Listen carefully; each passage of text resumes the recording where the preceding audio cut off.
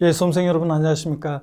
자, 30회 시험을 치르신 그 수험생 여러분 고생 많으셨고요. 여러분들 노고에 제가 응원의 갈채를 보냅니다.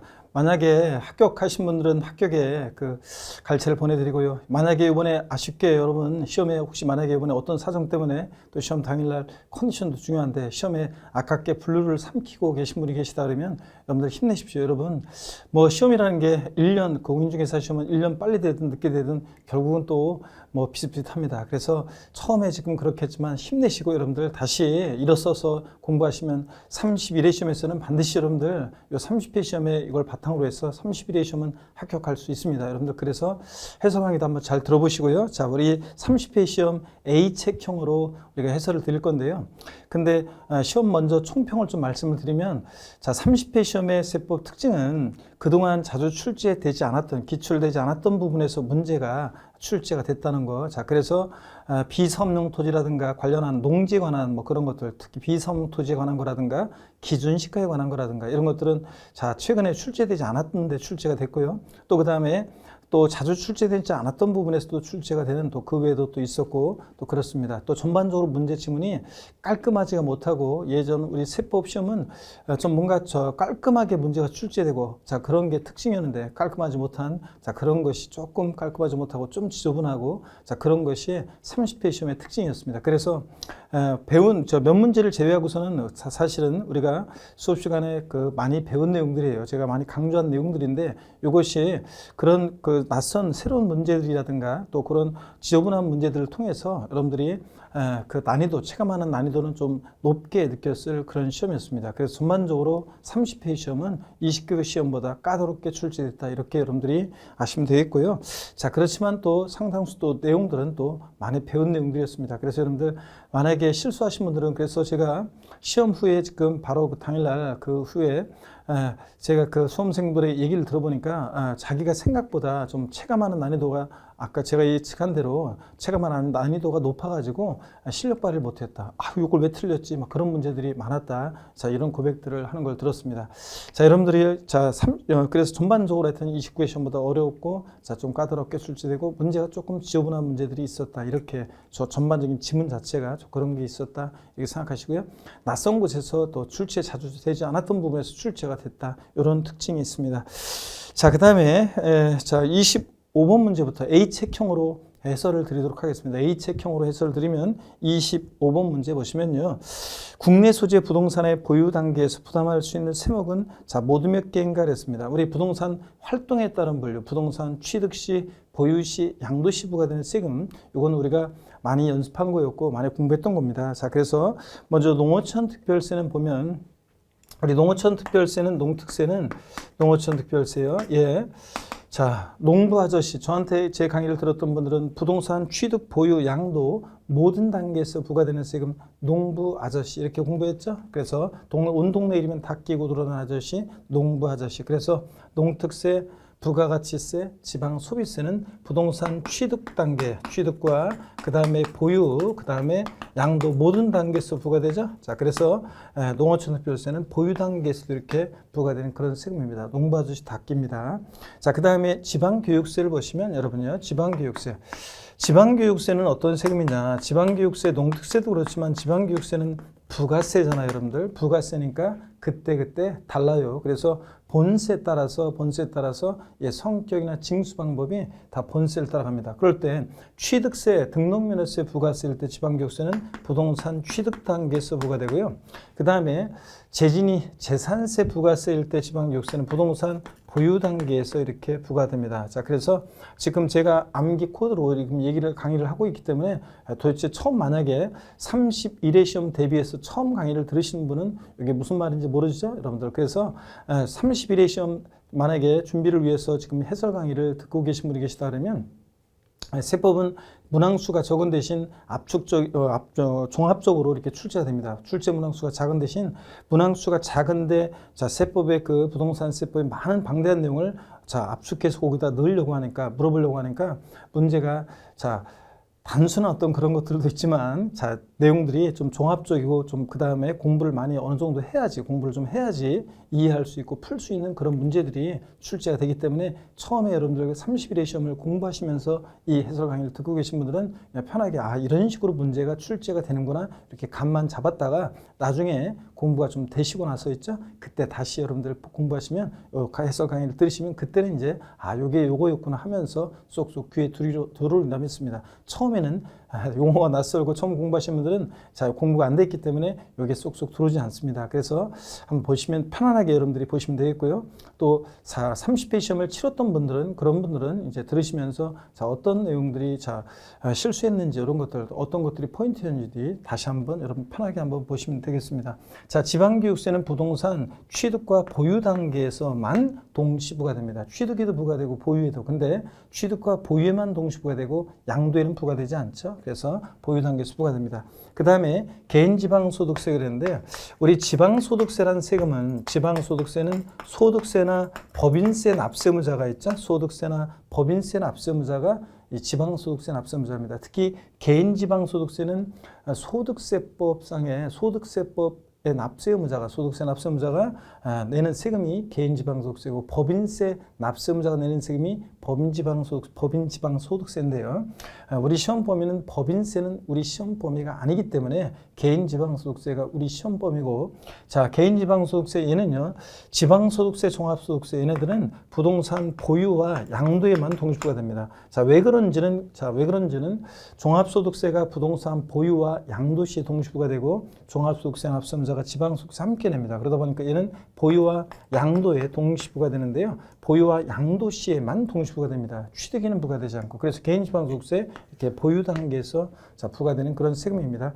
그 다음에 특정 부동산에 대한 지역자원시설세. 여러분, 지역자원시설세라는 세금은 지역자원시설세는 특정 자원분과 특정 부동산부로 나눠집니다. 이것이 이제 2020년도에는 요 이제 세목이 또 명칭이 세분화돼서 좀 이렇게 바뀔 예정인데요.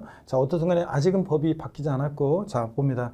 그래서 30일의 시험 대비해서 보실 때 요 세목 이름이 특정 부동산에 대한 이 지역자원시설세 명칭이 소방분으로 이렇게 바뀌어서 출제가 바뀌어서 나올 수가 있습니다. 그래서 개정안에 의해서 이제 이미 책을 제가 이미 2020년도 책은 이미 바꿔서 지금 서술을 했는데요. 어떤간에 지역자원시설세 특정부동산분 얘는 재산세 친구죠. 그래서 재산세 따라다녀서 재산세 항상 따라다니는 친구. 재산세가 나와 있으면 물납, 분할납부만 안 따라다니 항상 누가 같이 나와 있어요? 지역자원시설세 특정부동산분. 얘는 소방시설 같은 공동시설을 유지관리하는 목적으로 특정부동산 보유자에게 부과하는 세금입니다. 그래서 특정 부동산부는 부동산 보유 단계에서 부과되는 재산세, 종합부동산세와 함께 부동산 보유 시에만 부과되는 대표적인 그런 재산 보유세입니다. 그래서 부동산 보유 단계에서 부과됩니다. 그러면 여기 나와 있는 애들 지금 4개 세금이 전부 다 부동산 보유 단계에서 다 부과될 수 있는 그런 세금입니다. 그래서 정답은 5번이 되겠습니다. 26번 문제를 보시면요. 지방세기본법상 이의신청, 심사청구, 심판청구에 관한 설명으로 틀린 것은 그렇습니다. 우리 납세의무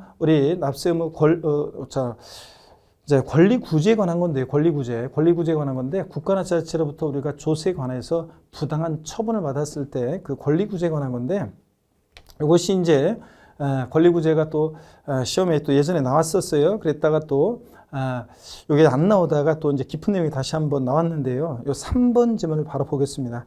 지방세에 관한 불복 시 불복 청구에는 심사 청구를 거치지 아니하면 행정소송을 제기할 수 없다 그랬는데 제기할 수 있습니다. 여러분, 지방세는 국세와 달리 국세는 행정, 심판, 전치주의라는 게 있는데 근데 지방세는 국세와 달리 임의적인 어떤 절차 권리구제 제도 자체가 임의적이기 때문에 우리가 심사청구, 감사원의 심사청구나 또 그 다음에 지방세 기본법상의 조세 불복 절차를 거치지 않고서도 바로 그냥 지방세는 행정소송을 제기할 수 있습니다. 국세와 달리 지방세는 임의심이기 때문에 그렇습니다. 임의적이다. 그래서 지방세는 국세와 달리 이런 절차를 거치지 않고도 바로 그냥 행정소송을 제기할 수 있다는 거. 자, 그래서 행정소송 제기할 수 없다. 그러니까 틀렸습니다. 3번. 그래서 정답이고요.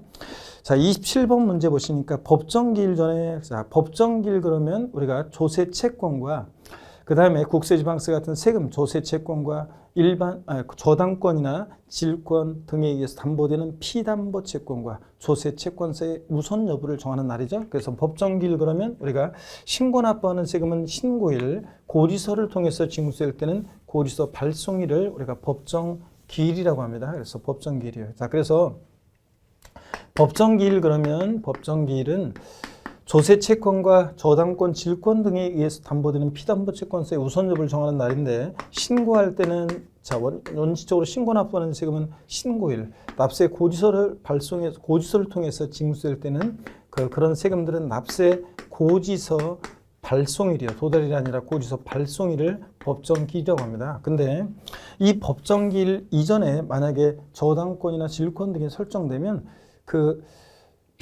담보되는 채권은 국세지방세보다 우선해서 징수가 됩니다. 근데 설정일자와 관계없이 항상 피담보 채권보다 우선해서 징수되는 세금이 있습니다. 그것을 뭐라고 하냐면 당해세라고 하는데 그 재산에 부과된 주세요. 이거 알고 있는지를 묻는 그런 문제입니다. 보겠습니다. 법정기일 전에 저당권의 설정을 등기한 사실이 등기상 증명서, 그래서 등기부 등본상에 따라 증명되는 재산을 매각해서 그 매각 금액 중에서 국세 지방세를 징수하는 경우에 그 재산에 부과되는 다음에 국세 또는 지방세 중 저당권에 따라 담보된 채권에 우선하여 징수하는 것은 모두 몇 개인가? 그러니까 법정기일 이전에 설정된 피담보 채권보다 우선하는 세금들이 어떤 거냐는 건데요. 자, 그래서 법정기일 전에 만약에 이런 법정기일 전에 설정됐든 후에 설정됐든 항상요, 이 설정된 저당권 등이 담보되는 저당권 등에 의해서 담보되는 피담보 채권은 원칙적으로 국세지방세보다는 우선해서 징수가 돼요. 조세 채권보다 국세지방세보다 우선해서 징수가 되는 건데, 다만 이 피담보 채권보다 항상 법정기일 전에 설정된 후에 설정됐든 항상 우선하는 세금들이 있습니다. 항상 우선하는 세금. 그게 어떤 거냐? 그 재산에 부과된 세금들입니다. 그 재산에 부과된 주세요.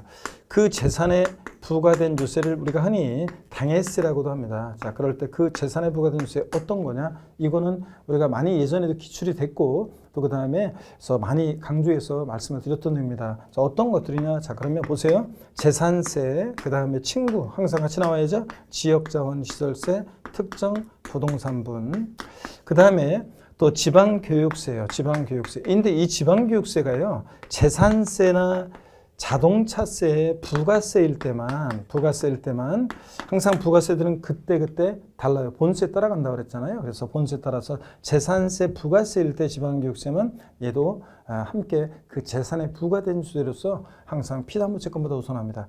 그러니까 취득세, 등록면허세 부가세일 때 지방교육세는 안 돼요. 재산세 부가세일 때. 그 다음에 자동차세도 있지만 제가 생략하겠습니다. 그리고 종합부동산세, 종부세.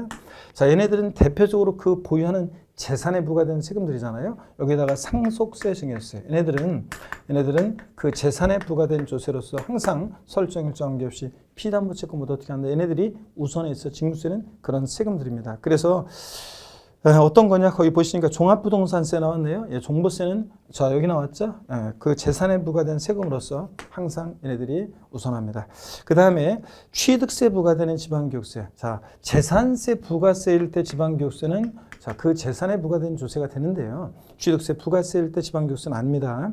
등록면허세도 아니고요. 또 부동산 임대비에 따른 종합소득세. 종합소득세는 여기 없잖아요. 자, 그 다음에 또 특정 부동산에 대한 지역자원시설세. 여기 있네요. 자, 그래서 얘네들은 그 재산에 부과된 조세로서 항상 설정일자 관계없이 피담보 채권에 우선하는 그런 세금들입니다. 그래서 여기서는 27번은 종부세하고 특정 부동산에 대한 지역자원시설세 두 개가 정답이 되겠습니다. 자, 그 다음에 28번 문제를 보시면요. 지방세법상 취득의 시기에 관한 설명으로 틀린 거 그랬습니다. 여러분 취득세 취득 시기 요것이 28회 시험에 나왔고 29회 시험 때는 여기 이제 양도소득세에서 양도 및 취득시 문제가 나왔어요. 그러면 30회 시험에서 취득시 나왔으니까 이제 31회 시험은 뭘 예측해 볼 수 있겠습니까? 31회 시험은 이제 나오면은 양도소득세, 양도 및 취득시가 더 중요하다 이렇게 말씀을 드리겠습니다.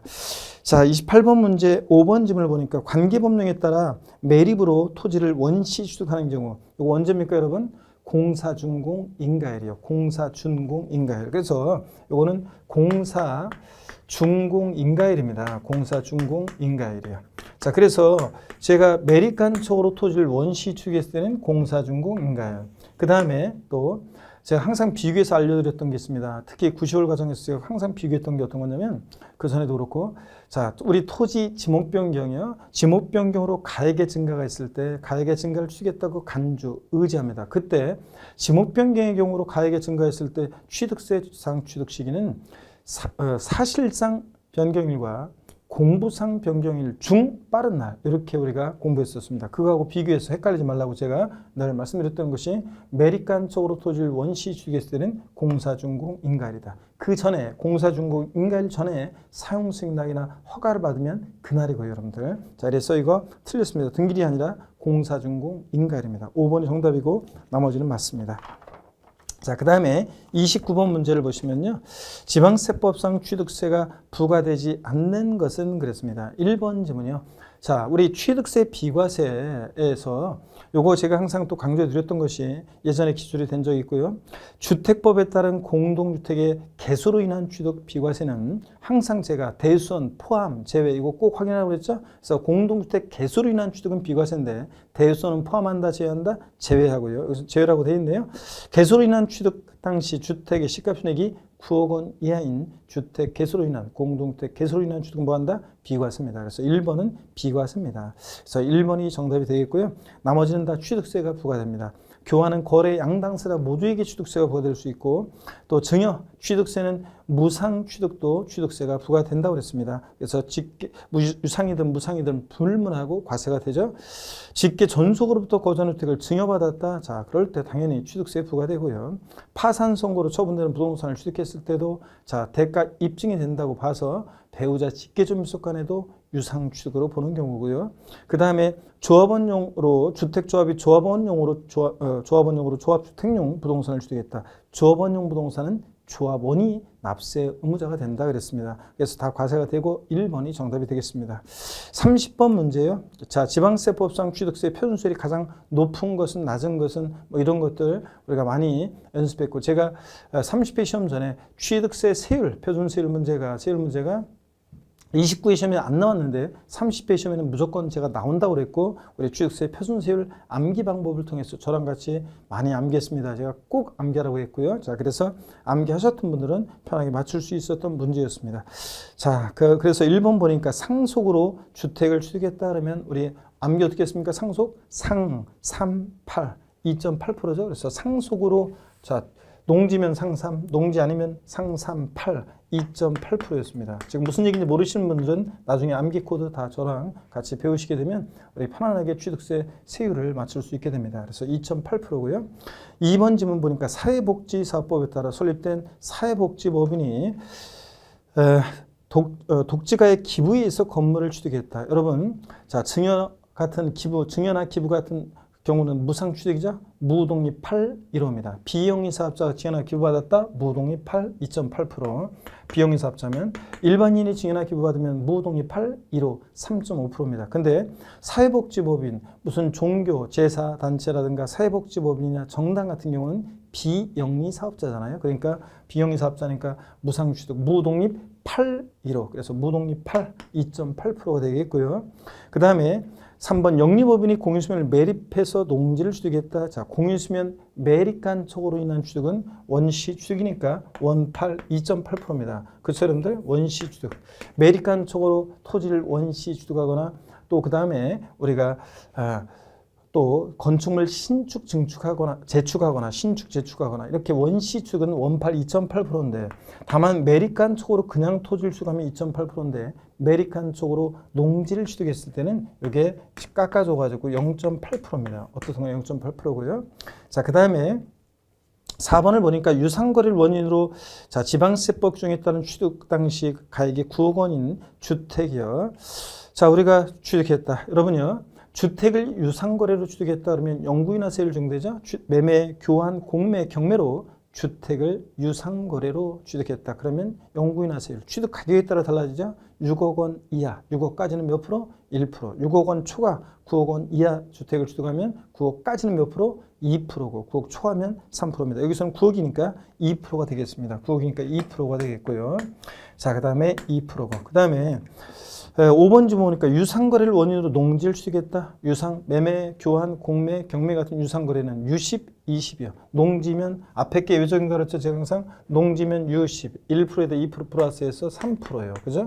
농지, 주택 2위는 유십, 20, 4%고요. 그래서 농지니까 여기서는 농지를 유상거래 취득했으니까 3%가 되겠습니다. 자, 그래서 여러분 5번이 정답이 됩니다. 5번이 제일 높죠? 그래서 5번이 3%로서 제일 높습니다. 그래서 5번이 정답입니다. 그래서 여러분들 저랑 같이 취득세 표준세율 상산팔, 무동입815, 유십, 20, 원팔, 03시계 이거 외웠던 분들은 맞출 수 있는 그런 문제였습니다.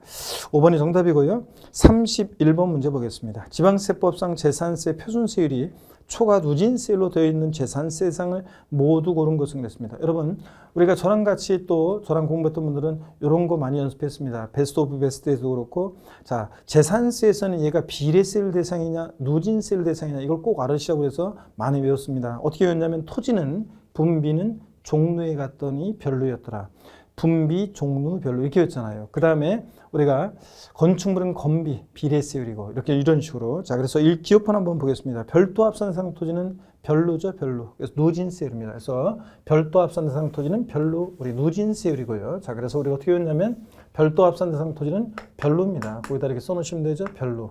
별도 합산 대상 토지는 누진세율입니다, 별로. 자, 그 다음에 이어서 보니까 니은번 분리대상 토지는 어떻게 되었어요? 분비, 분리대상 토지는 분비.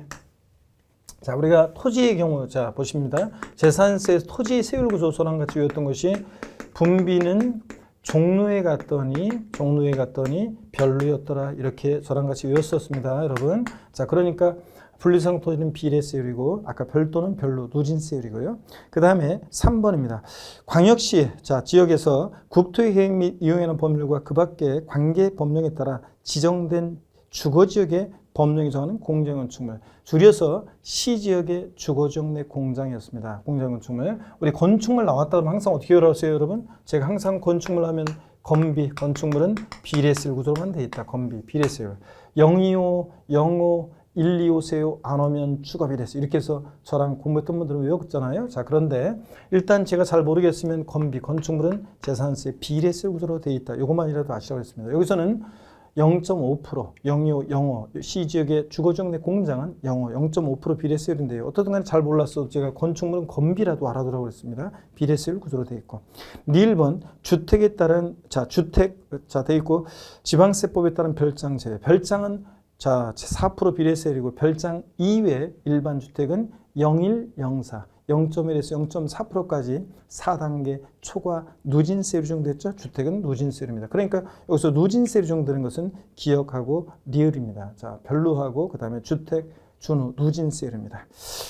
자, 그래서 기역하고 리을번 3번이 여러분 정답이 되겠고요. 자, 32번 문제 보겠습니다.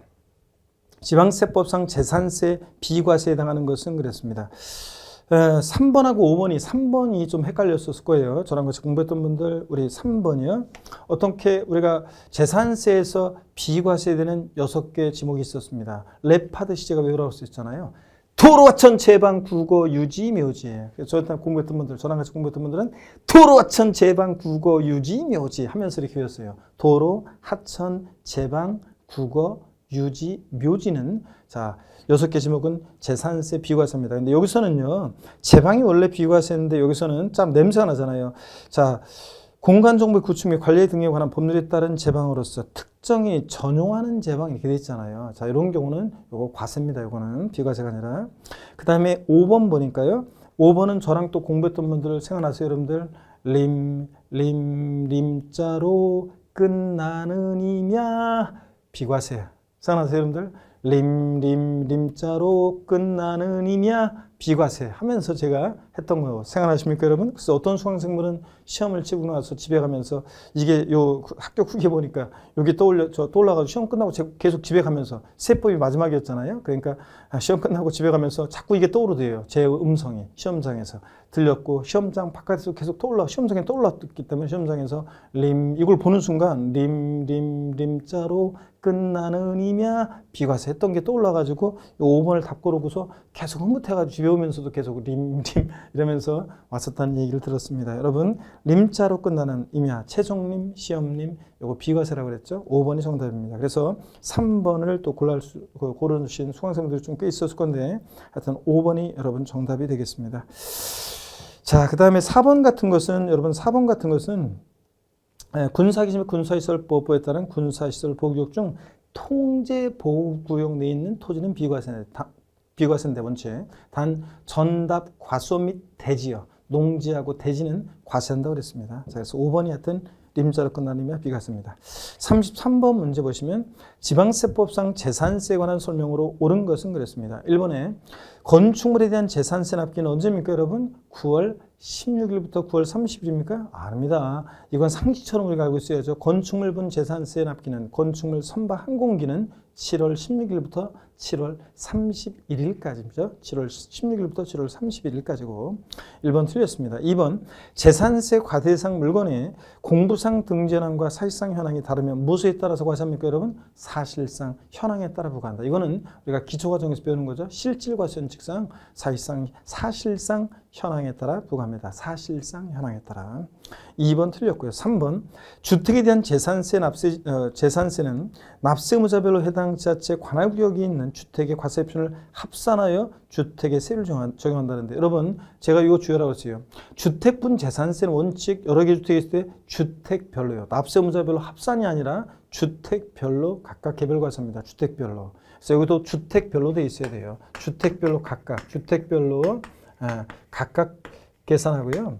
근데 다만 주택의 건물과 토지는 소유자가 다르든 2인 이상이 공동 소유하든 주택의 건물과 토지는 어떻게 하고? 합산하고, 건물과 토지는 합산한 과세 표준액에 주택세를 정합니다. 근데 주택의 건물과 토지는 합산하지만 여러 개의 주택이 때 주택은 주택별로지 이렇게 납세 의무자별로 합산해서 틀렸습니다. 주택별로입니다. 주택별로. 그 다음에 4번 질문 보겠습니다. 자, 지자체장은 이거 물납 요건인데요. 4번 질문 물납 요건인데 이거는 우리가 여러 번 제가 매번 이렇게 복습할 때도 그렇고 매번 기본 강의부터 했던 겁니다. 뭐냐면 첫 번째 요건이에요. 물납의 첫 번째 요건 제가 맨날 강조드렸죠. 재산세 납부할세 얼마? 1천만 원 초과하는 경우에, 도시요금 포함해서 1천만 원 초과하는 경우에 첫 번째 요건. 두 번째 요건이 납세의무자 신청을 받아. 무조건 해주는 거 아니고 과세권자 알아서 해주는 거 아니고 신청을 받아. 어떤 걸 물납하느냐? 부동산인데 다른 시군구 안 되고 해당 지자체 과세 관할 구역 내 부동산에 대해서만 그리고 허가받아 할 수 있다. 네 가지 물납 요건 나와 있죠, 여러분? 그래서 4번이 정답입니다. 재산세 납부할세 1천만 원 소과하는 경우에 납세의무자 신청을 받아 해당 지자체 과세 관할 구역 내 부동산 다른 시군구 안 되고 그 다음에 허가받아 할 수 있다. 그래서 4번이 옳습니다. 정답이고요.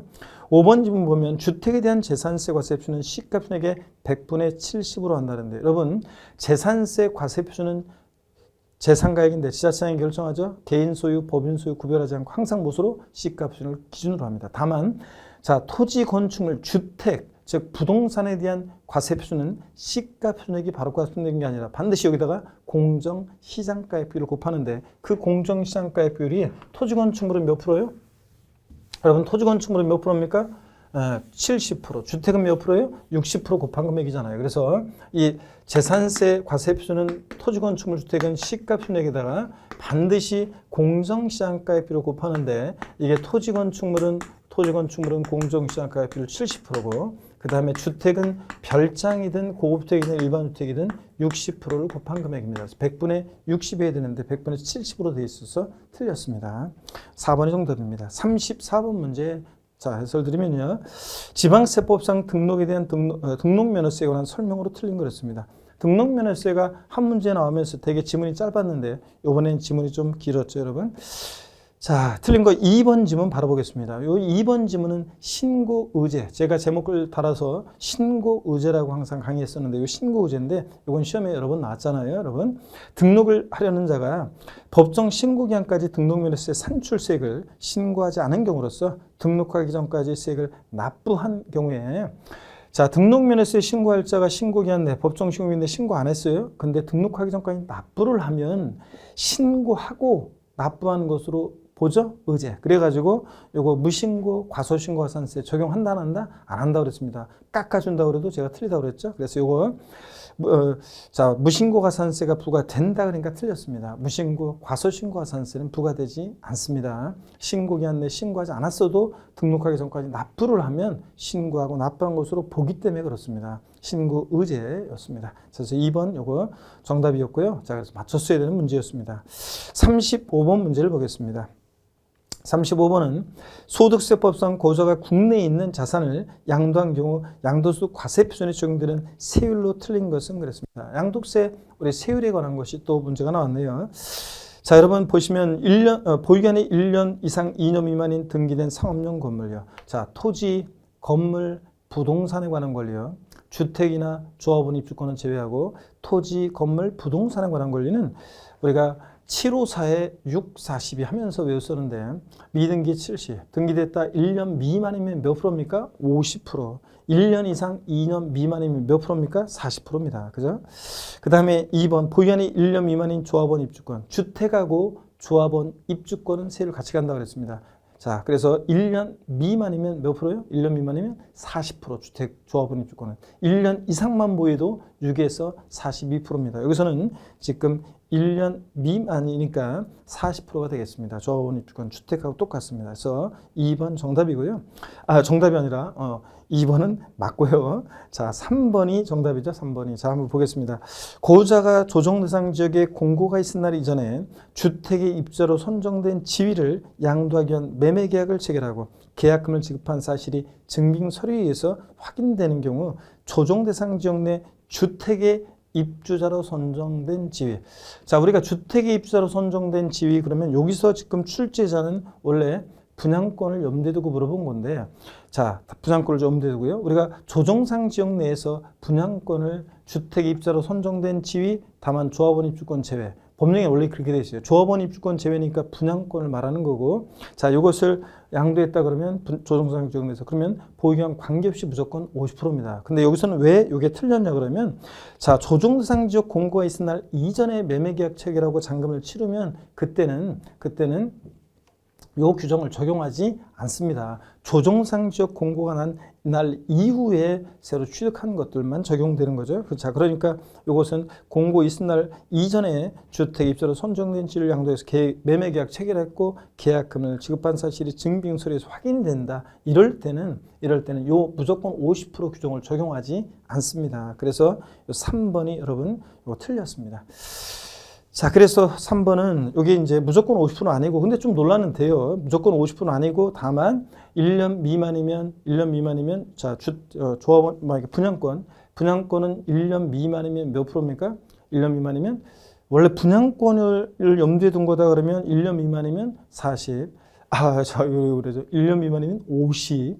1년 이상 2년 미만이면 40. 이렇게 될 수도 있죠. 자, 그래서 요 3번 지문은 조금 어떻든 간에 논란이 되겠습니다. 근데 어떻게 틀린 거기 때문에 일단은 요 규정을 적용하지 않기 때문에 50% 무조건 요 규정은 틀렸습니다. 무조건 50%는 아니다. 자, 그렇기 때문에 자, 그래서 분양권 같은 경우가 1년 미만일 때는 50%가 될 수 있는데 어떤간에 여기서는 보유기간이 안 나와가지고 조금 논란될 수 있습니다. 그래서 어떤간에 제가 이 제기를 한번 해보려고 하고 있습니다. 자, 그래서 3번 요거 50%는 무조건 50%는 틀렸다. 일단 3번이 자, 가다반에 있어도 그렇고 이렇게 보셔야 됩니다. 틀렸다고요. 4번 봅니다. 과세표준이 양도소 과세표준이 1,200만 원 이하인 등기된 비사업토지 지정지역이 있지 않으면 그랬습니다. 여러분, 우리가 비사업용 토지는 기본세율 정될 때 6에서 42% 기본세율에다가 자, 보세요. 6에서 42% 자, 기본세율에다가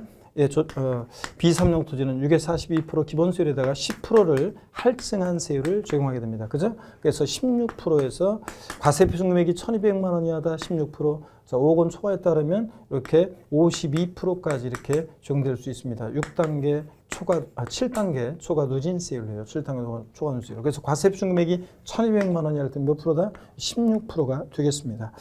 자, 그래서 4번 요거 맞고요. 5번 미등기 양도하면 당연히 70%가 되겠고요. 자, 이렇게 해서 3번이 여러분 정답이죠. 자, 하셔야 되고, 일단 제가 35번 문제는 일단 어떻든 간에 이의제기를 한번 여러 가지로 한번 다각도로 해가지고 이의제기를 한번 해보도록 하겠습니다. 36번 문제 보니까요. 소득세법상 국내에 있는 자산의 기준시가 산정에 관한 설명으로 틀린 거였습니다. 여러분, 이 기준시가 과세가요, 요게 예전에는 우리가 6년도까지는 기준시가 과세가 원칙이었어요. 부동산 등을 양도할 때. 그때는 기준시가가 어떻게 산정되는지 이게 중요했었거든요. 그래서 시험에 나오기도 했었고. 근데 자, 실거래가 과세가 도입된 이후에 자, 우리가 이제 기준시가는 극히 예외적으로만 적용되기 때문에 기준시가에 관한 것은 그동안 또 최근에 출제가 되지 않았습니다. 그랬다가 이게 이제 기준시가에 관한 것이 결정에 관한 것이 문제가 나왔어요. 근데 요 36번 문제 정답 4번 지문인데 4번을 보시면 요거는 제가 이제 뭐 아주 많이 기준시가에 관한 문제를 독자적으로 출제해서 강조하고 이러지는 않았지만 제가 이제 요 기준시가 산정과 관련해서 얘 4번만 알고 있으면 된다. 요 정도는 한번 살펴보라면서 제가 강의하면서 이론 강의할 때라든가 문제풀이 강의하면서 한두 번 살짝 이렇게 강의했던 내용이었습니다. 자, 부동산을 취득할 수 있는 권리에 대한 기준시가요. 아파트 당첨권, 분양권, 조합원 입주권 같은 이런 것들은 기준시가는 어떻게 하느냐. 양도 자산의 종류를 고려해서 취득일 또는 양도일까지 납입한 금액, 납입한 금액에다가 프리미엄 상당액이 있죠. 자, 프리미엄 여기다가 이제 납입한 금액에다가 프리미엄 있죠. 프리미엄 상당액을 프리미엄 상당액을 합한 금액입니다. 요때까지 납입한 금액과 요때까지 취득일 또는 양도일까지 납입한 금액 있잖아요. 요 납입한 금액에다가 여기다가 프리미엄 상당액 있죠. 프리미엄 상당액을 요것을 합한 금액을 우리가 부동산을 취득할 수 있는 권리 기준시가로 하고 있습니다. 근데 이게 빠져가지고 프리미엄 상당액을 합한 금액인데 이거 빠져서 틀렸습니다. 자, 우리가 아파트 당첨권, 분양권, 조합원 입주권은 프리미엄 P가 붙잖아요. 그 P, 자, 그걸 합한 금액입니다. 납입한 금액에다가 그래서 이거 빠져서 틀렸고요. 자, 그 다음에 그 4번이 정답이고 나머지 여러분들이 몰랐어도 4번 지문은 우리가 그 중간에 기출이 한번 됐었고 그래서 요 4번 지문은 기출이 됐던 거라 제가 강의를 또 했었던 내용입니다. 37번 문제를 보시면요. 37번 문제가 이제 계산 사례 문제로서 이게 이제 37번 문제가 제일 어려웠던 문제였습니다. 또 보면요. 제일 어려웠던 문제였는데 그 작업은 국내에 있는 양도소득세 대상 과세 대상 X 토지를 2010년 시가 1억 원에 매수해서 2019년 배우자 을에게 증여했고요. 자, 그러니까 요거 증여를 했는데 배우자에게 X토지는 갑의 금융기관 차입금 5천만 원에 대한 저당권이 설정되어 있었으며 을이 이를 인수한 사실은 채무부담 계약서에 의해서 확인이 됐다. 이게 이제 배우자 간의 부담부 증여예요. 근데 배우자 직계존속 간의 부담부 증여인데 그럴 때는 원칙적으로 배우자 직계존속 이외자 간의 부담부 증여는 채무액 상당액은 원래 양도에 해당합니다. 근데 배우자 직계존속 간의 부담부 증여하면 남편이 부인한테 자, 이런 부담이 있는 증여를 했어요. 알았어, 여보. 내가 5천만 원 알아서 갚을게. 미성년자한테 이런 부담부 증여했어요. 아버지 알았어요. 알바 뛰어가지고 제가 시급도 많이 올랐는데 알바 뛰어서 제가 요거 5천만 원 갚을게요. 결국은 아버지 돈으로 갚을 거 아니에요. 그렇기 때문에 배우자 직계존속 간의 부담부 증여하면 원칙적으로 채무액 상당액도 증여하는 것으로 추정해서 증여세 부과됩니다. 근데 문제는 이 문제에서는 다만 배우자 직계존속 간의 부담부 증여는 항상 양도소득세 과세되지 아니한다 그러면 틀려요. 항상은 아니고 이렇게 채무인수 사실이 객관적으로 입증이 되면 양도로 보는 경우도 있습니다. 채무액 상당액. 여기서는 을이 이를 인수한 사실은 채무부담 계약서에서 확인이 되기 때문에 이건 채무인수 사실이 입증이 되니까 양도로 보는 경우입니다. X토지 증여가액과 증여시 상속세 및 증여세법에 따라 평가한 가액은 각각 이게 2억 원이었다. 자, 다음 중 틀린 것은 그랬습니다. 여러분 여기서 이제 계산 문제가 나오는데 일단 1번부터 한번 볼게요. 배우자 간 부담부 증여로서 수증자에게 인수되지 아니한 것으로 추정되는 채무액은 부담부 증여에 채무액에 해당하는 부분에서 제외한다. 그렇죠? 원칙적으로. 그런데 2번 봅니다. 을이 인수한 채무 5천만 원에 해당하는 부분은 양도로 본다. 자, 배우자 직계주민속 간의 부담부 증여는 원칙적으로 증여로 추정하고 양도에 해당하지 않습니다. 근데 다만 여기서는 채무 사실이 입증이 되기 때문에 채무액 상당액은 양도로 봅니다. 대관계 있다 보죠. 자, 우리가 부담부 증여라는 것은 여러분 이런 거라고 그랬습니다. 저한테 배웠던 분들은 제가 부담부 증여를 많이 설명을 드렸어요. 부담부 증여. 취득세하고 묶어서도 그렇고 부담부 증여를 제가 강의를 많이 했습니다. 그럴 때 갑이라는 사람이 있고 을이 있잖아요. 자, 증여자 갑이고 증여를 받는 수증자 을이 있습니다. 자, 그러면 여러분요. 증여자 수증자 을인데 여기서는 지금 2억 상당의 토지를 증여하는데 여기에 5천만 원의 저당권이 설정되어 있다는 얘기죠. 5천만 원의 저당권이 설정되어 있다. 자, 저당권이 설정되어 있습니다. 그러면 이런 부담 있는 증여를 했는데 배우자가 아니고요. 근데 다만 부담 있는 증여를 했는데 요 5천만 원 채무를 수증자가 인수하기로 했을 때 채무 인수액 원칙적으로 양도에 해당하고 자, 근데 다만 배우자 직계주민속 간에는 요거 5천만 원도 대가관계 인정할 수 없겠죠. 증여하는 것으로 추정해서 증여세 부과되지만 여기서는 대가 입증이 되기 때문에 채무 인수하 채무액 상당액도 양도에 해당합니다, 여러분들. 여기서는 양도에 해당하는 거예요. 자, 그랬을 때 5천만 원은 양도로 본다. 맞습니다. 3번입니다. 양도로 보는 부분의 취득가액은 2,500만 원이다 그랬고 4번 양도로 보는 부분의 양도가액은 5천만 원이 더했습니다. 이건 무슨 얘기냐면 우리 부담부 증여 시요. 부담부 증여 시 양도 차익 계산할 때 양도가액과 취득가액에 대한 얘기입니다. 자, 여기 보세요, 여러분들. 어떤 얘기냐면 부담부 증여 시 양도가액은 어떻게 정하냐면 이번에 파는 양도 당시 재산가액 있죠? 이번에 파는 양도 당시의 재산가액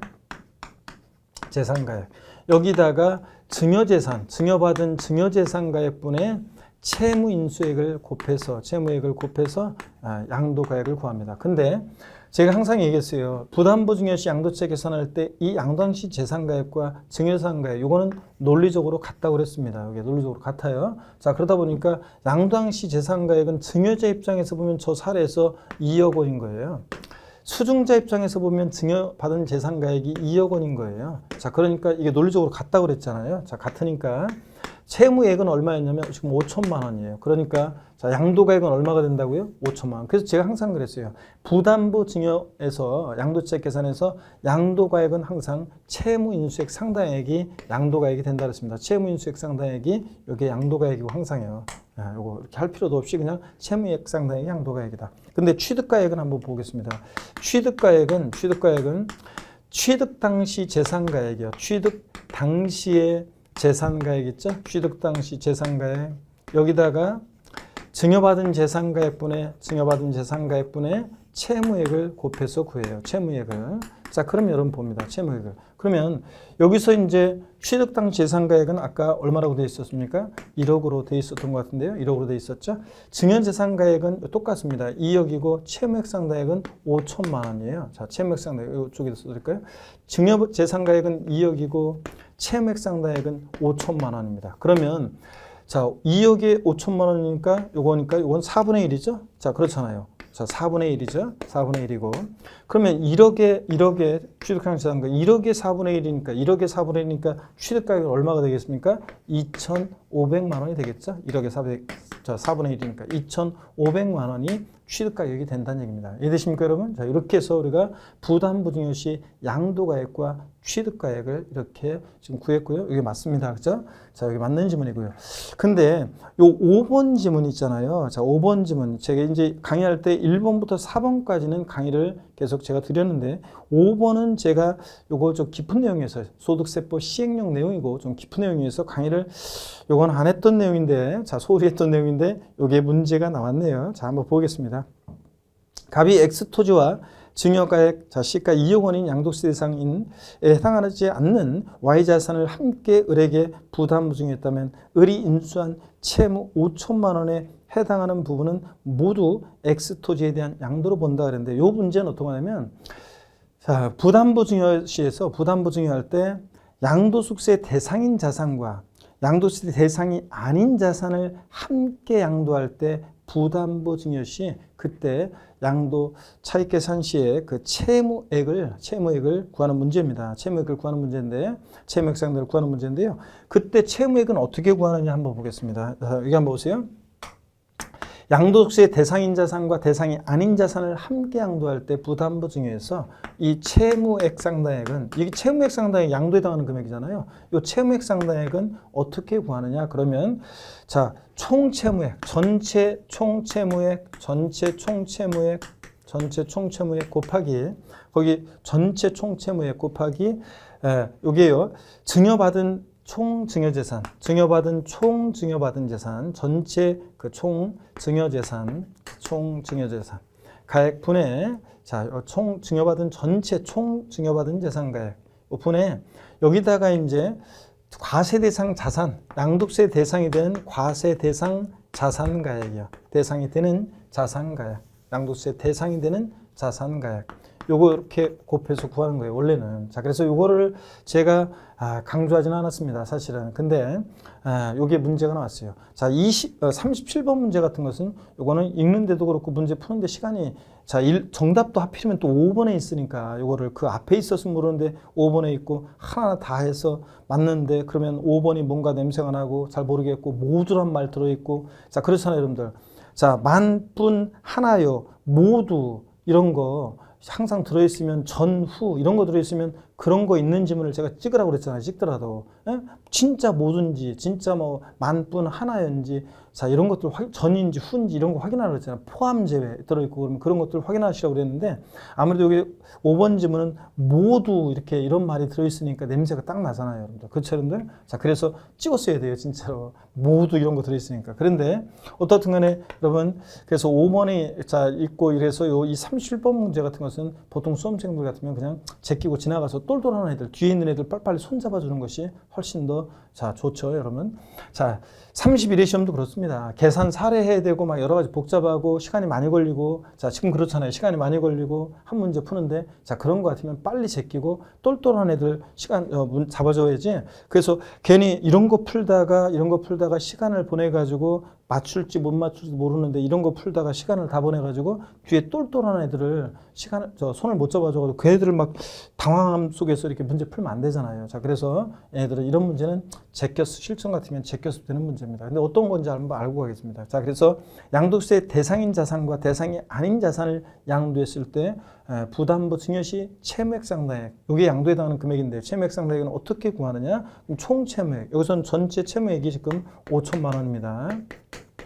5천만 원이고 그 다음에 총 증여재산이요. 그러니까 여기 보니까 엑스토지 가격이 대상이 되는 엑스토지 가격이 2억이고 그 다음에 양도세 대상에 해당하지 않는 Y자산 가격이 얼마라고요? 2억 원이에요. 자, 그러니까 2억 플러스 2억이니까 요거 4억이죠? 4억이고 그 다음에 양도세 대상이 되는 자산가액은 얼마입니까? 지금 2억이죠? 2억이고 그러니까 요거 약분하니까 4억, 2억 약분하니까 2분의 1이고요. 5천만 원의 절반, 5천만 원의 2분의 1 절반은 얼마입니까? 그래서 채무액 상당액은 이게 2,500만 원이 되겠습니다. 2,500만 원. 자, 2,500만 원. 그러니까 여기서는 지금 지문이 자, 요 5천만 원에 해당하는 부분은 모두 엑스토지에 대한 양도로 본다는 게 틀렸습니다. 그래서 2,500만 원만 요게 채무액이 되겠습니다. 그래서 2,500만 원만 양도로 보는 거지 5천만 원 모두 틀렸습니다. 여러분 이제 대충 문제 푸시는 요령 알겠죠, 여러분들? 자, 그래서 잘 모르겠으면 이렇게 모두 만뿐 하나요 이런 거 들어있는 전후 포함 제외 이런 거 있는 지문이 있으면 그런 것들을 잘 모르겠으면 찍을 때 그런 것들을 찍으셔야 되겠습니다. 여러분 아셨죠? 예. 자, 어떤 간에 5번 이 정답이었고 37번 문제는 또 역시 여러분들이 마음 급한 상황에서 시간 내에 이것을 계산해 가지고 다 이렇게 확인해서 이렇게 하기에는 좀 시간적으로 좀 벅찼던 문제였습니다. 자, 그래서 그런 것들을 확인해 가지고 찍고 넘어가는 그런 문제였고요. 38번 문제도 역시 또 농지에 관한 자세한 이런 내용들은 안 나오던 문제였는데 자, 이런 게 나왔습니다. 자, 틀린 거 그랬는데 소득세법상 농지라는 것은 원래 1번 지문은 우리가 많이 봤던 거예요. 자, 양도세 비과세 감면 대상이 되는 농지란 논밭과수원, 세개 지목이죠. 논밭과수원으로서 지적공부의 지목과 관계없이 실제 경작에 사용되는 토지를 말하고 농지 경영에 직접 필요한 농막, 퇴비세, 양수장, 지조, 농도, 수로 이런 것도 포함한다고 그랬고요. 2번은 우리가 많이 했던 거예요. 자, 우리가 농지 교환 분합으로 인한 소득 비과세, 일정한 농지 교환 또는 분합으로 인한 소득 비과세에서 배웠었습니다. 쌍방 교환 분합하는 토지 가액의 가액이 큰 편에 얼마? 4분의 1 이하여야 한다 이런 거. 그리고 농지에서 자 교환 분합 소득 비과세에서 몇 년 나왔다? 무조건 3년 이런 거 우리가 배웠습니다. 3번 지문은 통작거리에 관한 건데 30km 농지로부터 직선으로 30km 이내에 되고 이런 것들 한번 읽어보시고요. 4번이 여러분요 상식적으로 한번 보세요. 국토의 계획 및 이용하는 법률에 따른 개발제한구역에 있는 농지는, 그러면 개발제한구역이면 어디입니까 여러분? 그린벨트 내에 있는 농지는 비사업용 토지에 해당한다 그랬는데 틀렸습니다. 여러분, 우리가 비사업용 토지라는 것은 부재지주 농지라든가 부재지주 목장, 부재지주 임야 뭐 이런 것들입니다. 자, 그런데 여러분 보세요. 그린벨트 내에 있는 있어야 할 곳에 있지 않은 도시지역 내 농지 같은 것들이 원칙적으로 도시지역 내 농지 같은 것들이 원칙적으로 여기 비사업용 토지가 되는 거지. 개발제한구역이면 도시지역 내라도 개발제한구역 녹지지역 같은 데면 농지가 있어야 할 곳에 있는 거잖아요, 여러분들. 그죠, 여러분들? 그러니까 이런 데 있는 농지는 비사업용 토지가 아닙니다. 자, 비사업용 토지에 해당하지 않습니다. 해당한다 틀렸습니다. 4번이 정답이고요. 39번 문제 보겠습니다. 고작합이 국외에 있는 양도세 대상 X 토지를 양도함으로써 소득이 발생하였다 하는데 다음 중 틀린 것은 그렇습니다.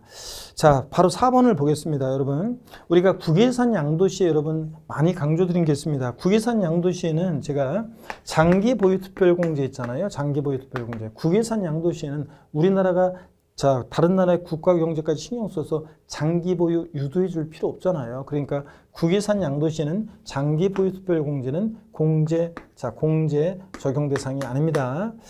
근데 기본 공제는 양도소 기본 공제는 그냥 미등기 양도만 아니면 싹 다 깔아주잖아요. 자, 국외산이든 국내산이든 자, 싹 다. 그래서 기본 공제는 공제받을 수 있고요. 또 그다음에 우리가요.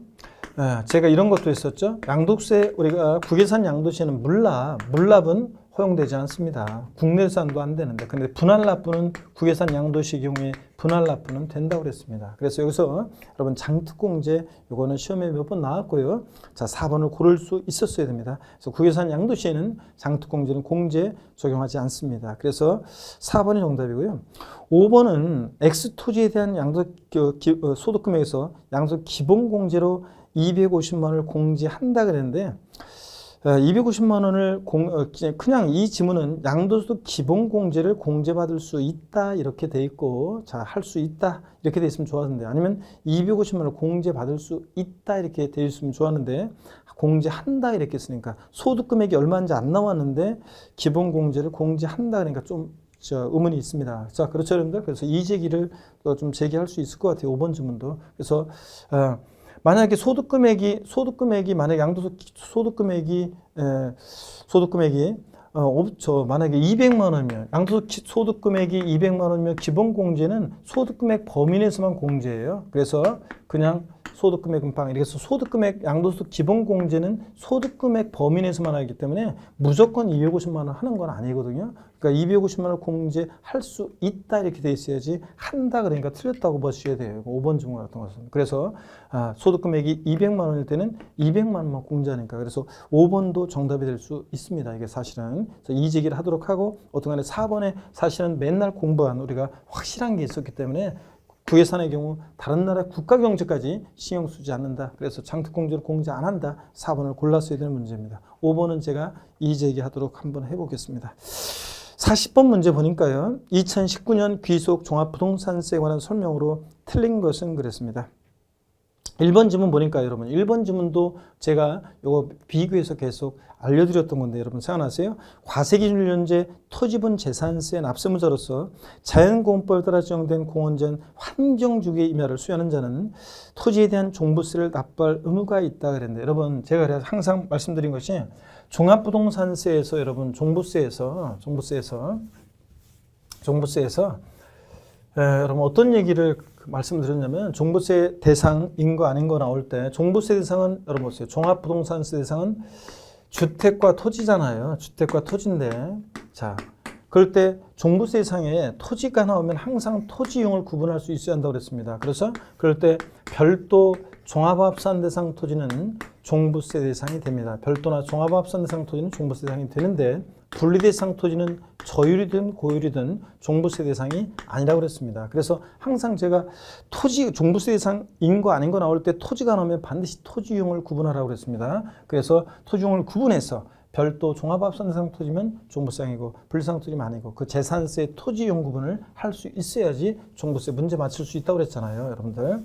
그래서 제가 30회 시험 전에도 자 29회 시험 때 재산세에서 토지 유용 구분을 묻는 독립화 문제가 나왔기 때문에 30회 시험에서는 재산세 토지 유용 구분을 직접적으로 묻는 문제는 나올 가능성은 낮다. 다만 이렇게 간접적으로 종부세 대상인지 아닌지를 판단할 수 있어야 하기 때문에 중요하다고 그랬는데 이거를 제가 맨날 비교해 드렸었어요. 뭐였냐면 자연공법에 따른 공원자연 환경지구 안에이면은 지구 안에이면이었죠. 자연공법에 따른 공원자연 환경지구 안에이면 요거는 법 나오고 무슨 지구 구역 안에 임야니까 법 나오고 지구 구역 안에 임야니까 공익 목적 임야로서 이건 뭐 한다? 분리과세한다고 그랬습니다.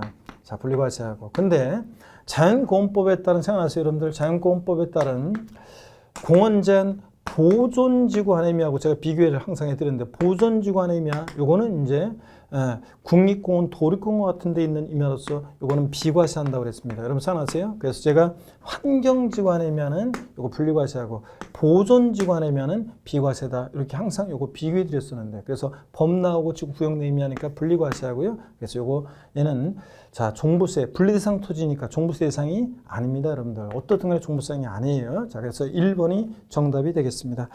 자 이렇게 해서 우리가 봤고요. 4번 지문 같은 것을 한번 보시면 제 강의를 들었던 분들은 제가 올해 종부세 분할 납부에 관한 사례를 들을 때 종부세 올해 2019년 개정돼서 납부할세기 250만 원 이하, 250만 원 초과할 때 분할 납부할 수 있는데 처리 기준은 배니까 500만 원 이하, 500만 원 초과로 나눌 때 자, 500만 원 이하일 때는 해당 세액에서 250만 원을 차감한 금액을 분할 납부할 수 있다. 그 말의 의미는 제가 맨날 예를 든 게 종부세 납부할세기 400일 때 최대 분할 납부 가능 금액은 얼마냐. 자, 400일 때 납기내 최소한 250 깔고 나머지 금액 400에서 250 뺀 얼마? 150만 원 최대 분할 납부할 수 있다. 납부 기한제는 몇 개월 내? 6개월 내. 이거 맨날 했던 건데 얘도 똑같이 나왔네요. 400만 원으로 제가 항상 예를 들었었는데 이렇게 4번 지문은 그 얘도 똑같았습니다. 정답 지문 아니었지만 어떻게나 얘도 똑같았고요. 자, 1번이 여러분 정답이 되겠습니다. 분리대상 토지는 종부세상이 아니다. 법 나오고 지구 구역 내이면 공익목적 임야로서 분리과세한다. 이거였습니다. 그래서 답을 이렇게 고를 수 있었어야 되는데 이런 것들. 그래서 아까 37번 문제 같은 것은 시간 내에 여러분들이 답을 정확히 골라내기가 어려웠던 문제였고요. 그래서 만분 하나요. 모두 항상 포함 제외 이런 것들로 해서 찍고 넘어갔어야 되는 그런 문제였고 38번 문제는 좀 범위를 벗어나서 나왔는데 상식적으로 이렇게 좀 생각을 하면은 조금 그러니까 상식적으로 한번 생각해 보면 그러면 조금 맞출 수도 있었던 그런 문제였고요. 그다음에 기준시가에 관한 것은 또 한 번 또 최근에 또 안 나왔던 부분에서 또 한동안 한 7, 8년 안 나왔던 부분에서 나왔던 그런 문제였지만 이것도 4번 지문 정답 지문은 우리가 그래도 이렇게 공부하면서 이렇게 좀 했었던 그런 거였습니다. 자, 어떻든 간에 수험생들이 체감하기에는 좀 까다롭고 어렵게 느꼈을 그런 자, 시험이었습니다. 30회 시험이요. 자, 여러분들 하여튼 그동안 시험 공부하시느라고 고생들 많으셨고요. 여러분의 노고에 제가 응원의 갈채를 또 다시 한번 보내고요. 여러분들 위로를 드립니다. 하여튼 합격하신 분들은 축하를 드리고 안 되신 분들 힘내십시오. 다시 일어서서요. 내년에 합격하시면 그러면 1년 전에 합격했든 1년 후에 합격했든 똑같습니다. 5년 전에 7, 8년 전에 합격했는데도 역시 그 우리 자격증이 장롱 속에 그냥 그대로 있는 분들도 많기 때문에 여러분들 다 합격하시면 똑같아집니다. 그래서 여러분들 힘내셔서 다시 일어나시고요. 그 다음에 30일에 초심자분들은 이렇게 문제가 출제되고 이런 경향으로 출제된다는 것을 감을 잡고 자, 제가 전반적으로 느낀 점은 역시 30회 시험 최근에 우리 세법 시험을 계속 우리가 해설 강의하면서 느끼는 것은 뭐냐면 어떤 부분, 특정 부분만 얄팍하게 공부를 하면 안 된다. 그래서 기초 과정부터 시작해가지고 마지막 90월 과정까지 제 강의를 쭉 끝까지 이렇게 함께, 꾸준히 이렇게 함께 내공이 쌓이면서 꾸준히 함께 하시면 그러면 시험에 아무리 어렵게 나와도 고득점을 할 수 있다. 이런 거를 자, 느끼게 되고 많은 수험생들을 통해서 얘기를 듣게 됩니다. 여러분 꾸준히 이렇게 함께 하시길 당부드리고요. 여러분 하여튼 고생 많으셨고 자, 이것으로 여러분께 항상 행운이 함께 하시기를 제가 항상 응원하겠습니다. 여러분 고맙습니다.